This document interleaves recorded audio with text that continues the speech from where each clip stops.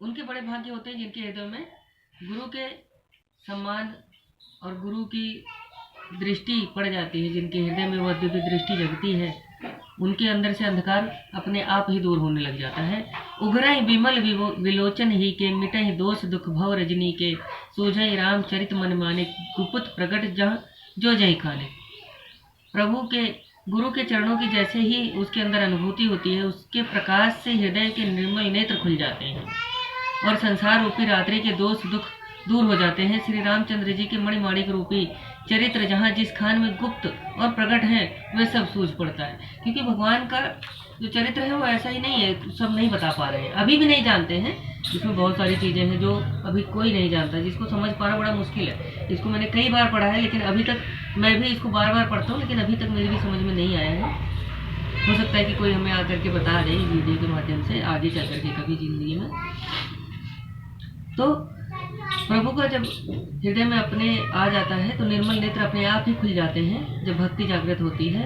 तो जिससे रामचंद्र जी के मणि माणिक रूपी जितने भी प्रभु के जो रूप हैं, जो स्वरूप हैं, जितने भी चीजें हैं भगवान स्वरूप, वो सब अपने हृदय में स्वभावतः ही आ जाती है। जथा सुअंजन अंग दृढ़ साधक सिद्ध सुजान, कौतुक देखत शैल बन भूतल भूरि निधान। जैसे मंत्र सिद्ध अंजन को नेत्रों में लगाकर सुजान साधक और सिद्ध जन पर्वत वन और पृथ्वी में नाना कौतुक देखते हैं। इसका मतलब है कि जब भगवान का स्मरण सच्चे आस्था जब जागृत हो जाती है इंसान के अंदर, तो वो अपने आप ही ध्यान करने में जब वो बैठता है तो उसको अपने आप ही सब कुछ दिखना शुरू हो जाता है। और इसमें यह है कि जब उनके अंदर जब कोई साधना में जाता है मंत्रों के माध्यम से, तो वो साधक जो है सिद्ध हो जाने के बाद पर्वत वन और हर जगह पे अपने आप को प्रभु की भक्ति को और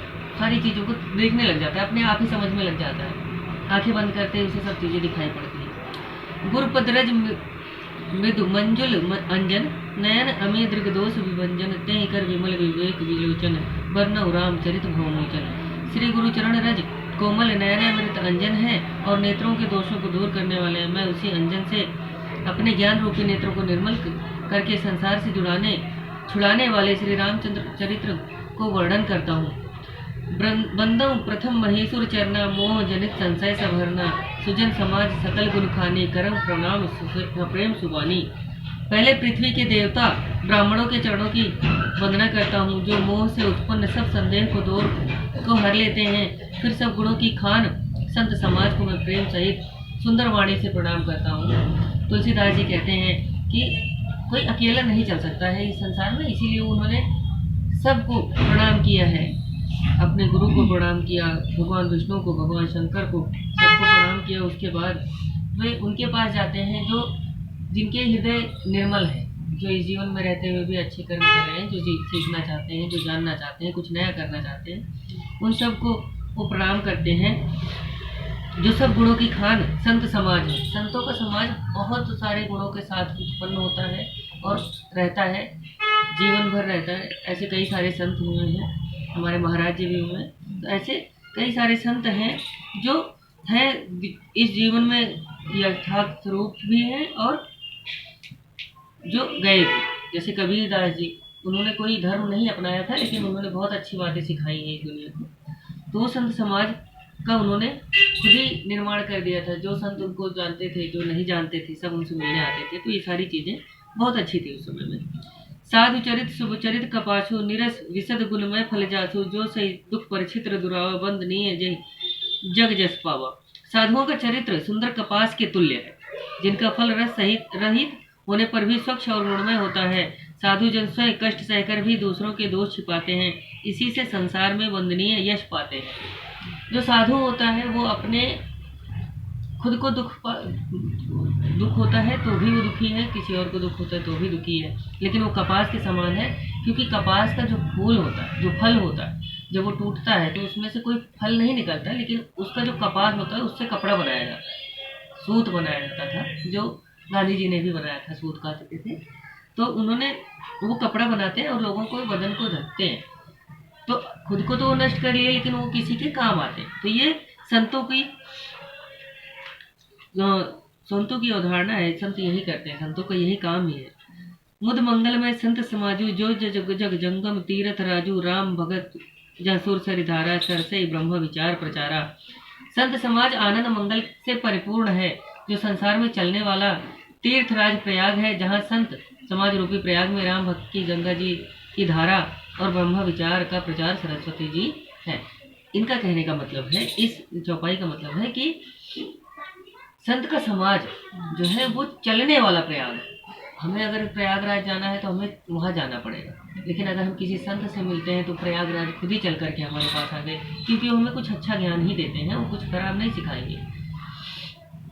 संतों का समाज जो है चलने वाला प्रयाग है, वो चल करके खुद ही आ जाता है। विधि निषेध में कलिमल हरनी करम कथा रविनंदन वर्णी हरिहर कथा विराजत बेनी सुनत सकल मुद मंगल देनी। विधि तथा निषेध रूपी जो कर्मकांड की कथा है वही कलिकाल के पापों को हरने वाली सूर्य पुत्री यमुना जी हैं। भगवान विष्णु और शिव जी की कथा मिलकर सुशोभित त्रिवेणी है, जो सुनते ही आनंद मंगल को देने वाली है। बट विश्वास अचल निज धर्म तीरथ राज समाज सुकर्म सब सुलभ सब दिन सब देशा सेवत सादर समन कलेशा। धर्म में अचल विश्वास अक्षय वट है और सुकर्म ही तीर्थराज के निवासी हैं। वह संत समाज रूपी प्रयाग सबको सब दिन सब देशों में सुलभ है और आनंद आदर पूर्वक सेवन करने से कलेशों को नष्ट करने वाले हैं।